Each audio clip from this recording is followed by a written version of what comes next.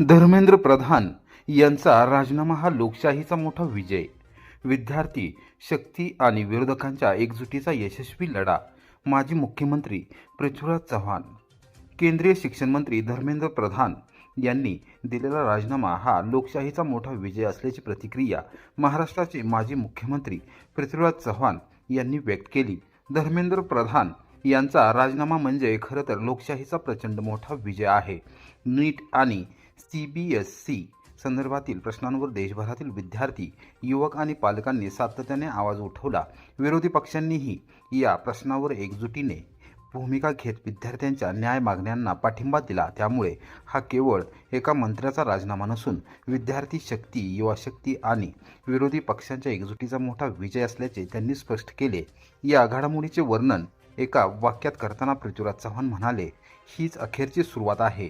या निर्णयामुळे शिक्षण व्यवस्थेतील उत्तरदायित्व अधिक मजबूत होईल आणि विद्यार्थ्यांच्या प्रश्नांकडे सरकारला अधिक गांभीर्याने पाहावे लागेल, असा विश्वासही त्यांनी व्यक्त केला. मार्च 2027 पर्यंत खोडशी धरणाचे काम पूर्ण करणार. कालवा बंदिस्त करून दूषित पाण्याची समस्या सोडवणार. जलसंपदा मंत्री राधाकृष्ण विखे पाटील. कराड तालुक्यातील शेतीसाठी अत्यंत महत्त्वपूर्ण मानल्या जाणाऱ्या खोडशी धरणाचे अनेक वर्षांपासून रखडलेले काम येत्या मार्च 2027 पर्यंत पूर्ण करण्यात येईल. या प्रकल्पासाठी आवश्यक निधी उपलब्ध करून देत कामाला गती दिली जाईल, अशी ग्वाही जलसंपदा मंत्री राधाकृष्ण विखे पाटील यांनी रविवारी खोडशी धरणाच्या पाहणीदरम्यान दिली. कराडमधील लोकप्रतिनिधींच्या मागणीनुसार मंत्री विखे पाटील यांनी खोडशी धरण व कालव्याची प्रत्यक्ष पाहणी करून सुरू असलेल्या कामांचा आढावा घेतला. यावेळी आमदार धैर्यशील कदम, भाजपचे जिल्हाध्यक्ष आमदार डॉक्टर अतुलबाबा भोसले, आमदार मनोजदादा घोरपडे तसेच जलसंपदा विभागाचे वरिष्ठ अधिकारी यावेळी उपस्थित होते. पाहणीनंतर त्यांनी अधिकाऱ्यांशी चर्चा करून प्रकल्पाची सद्यस्थिती, निधीची आवश्यकता आणि उर्वरित कामाबाबत माहिती घेतली. मंत्री विखे पाटील म्हणाले की खोडशी धरणाचे काम अनेक वर्षांपासून अपूर्ण असल्याने त्याचा फटका परिसरातील शेतकऱ्यांना बसत आहे. त्यामुळे या प्रकल्पासाठी आवश्यक निधी उपलब्ध करून देण्यात येणार असून नियोजनबद्ध पद्धतीने काम पूर्ण करून मार्च 2027 पर्यंत धरण शेतकऱ्यांच्या सेवेत आणण्याचा शासनाचा प्रयत्न राहील. पाहणीदरम्यान कालव्यामधून मोठ्या प्रमाणात गटाराचे पाणी आणि कचरा वाहून जात असल्याचेही निदर्शनास आले. त्यामुळे दूषित पाणी शेतकऱ्यांच्या विहिरीमध्ये आणि शेतीमध्ये पोहोचत असून त्याचा शेती व पिण्याच्या पाण्यावर विपरीत परिणाम होत आहे. या गंभीर समस्येची दखल घेत कालवा बंदिस्त करण्याचा निर्णय घेण्यात आल्याची माहिती मंत्री विखे पाटील यांनी दिली. हा निर्णय राबवल्यानंतर दूषित पाण्याचा प्रश्न मोठ्या प्रमाणात मार्गी लागेल, असा विश्वास त्यांनी व्यक्त केला. खोडशी धरणाच्या पाहणीनंतर मंत्री राधाकृष्ण विखे पाटील यांनी टेंभू उपसा सिंचन योजनेलाही भेट दिली. या प्रकल्पाच्या कामांचा आढावा घेत त्यांनी जलसंपदा विभागाच्या अधिकाऱ्यांकडून योजनेच्या प्रगतीची सविस्तर माहिती घेतली. सिंचन प्रकल्पांची कामे वेळेत पूर्ण करून शेतकऱ्यांना त्याचा अधिकाधिक लाभ मिळावा यासाठी आवश्यक त्या सूचना त्यांनी संबंधित अधिकाऱ्यांना दिल्या.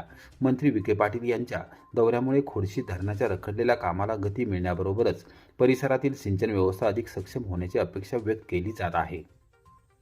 कारगिलच्या वीरांना कराडकरांचे अभिवादन.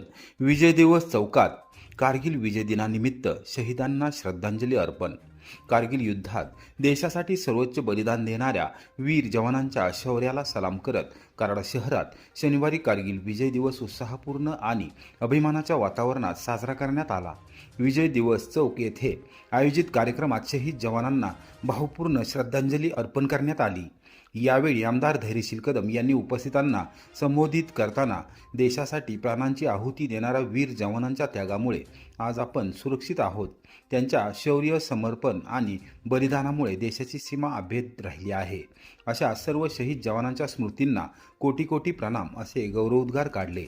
या कार्यक्रमाला प्रांताधिकारी अतुल म्हेत्रे, उपविभागीय पोलीस अधिकारी राजश्री पाटील, तहसीलदार कल्पना ढवळे, वरिष्ठ शहर पोलीस निरीक्षक दत्तात्रय दराडे, कराड नगरपालिकेचे मुख्याधिकारी भटकर, शहराध्यक्ष एकनाथ बागडे, सैनिक फाउंडेशनचे पदाधिकारी, माजी सैनिक, सैनिक बंधू तसेच विविध क्षेत्रातील मान्यवर मोठ्या संख्येने यावेळी उपस्थित होते.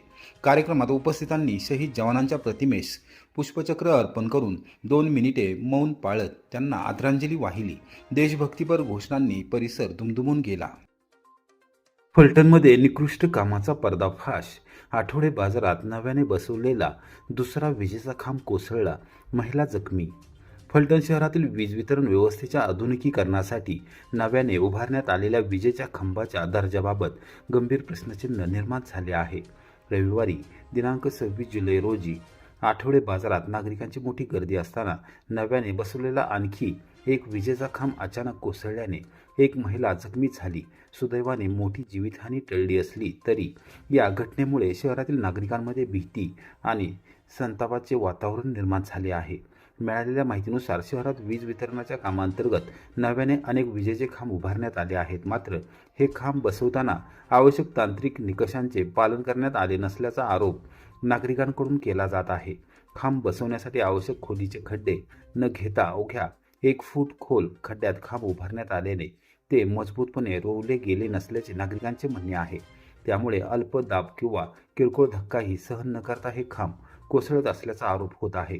रविवारी आठवडा बाजारामुळे परिसरात मोठ्या प्रमाणावर नागरिकांची वर्दळ होती. याच वेळी अचानक विजेचा खांब कोसळल्याने काही काळ एकच गोंधळ उडाला.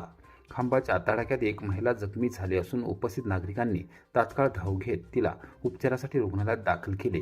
या घटनेमुळे मोठी दुर्घटना टळली असली तरी नागरिकांच्या सुरक्षेचा प्रश्न ऐरणीवर आला आहे. विशेष म्हणजे नव्याने बसवलेला विजेचा खांब कोसळण्याची ही पहिली घटना नाही. यापूर्वीही अशाच प्रकारे एक खांब कोसळला होता. त्यानंतर संबंधित यंत्रणा आणि ठेकेदाराने कोणतीही दखल न घेतल्याने पुन्हा ही दुर्घटना घडल्याचा आरोप नागरिकांनी केला आहे. वारंवार घडणाऱ्या अशा घटनांमुळे संबंधित कामाच्या गुणवत्तेबाबत गंभीर शंका उपस्थित होत आहे.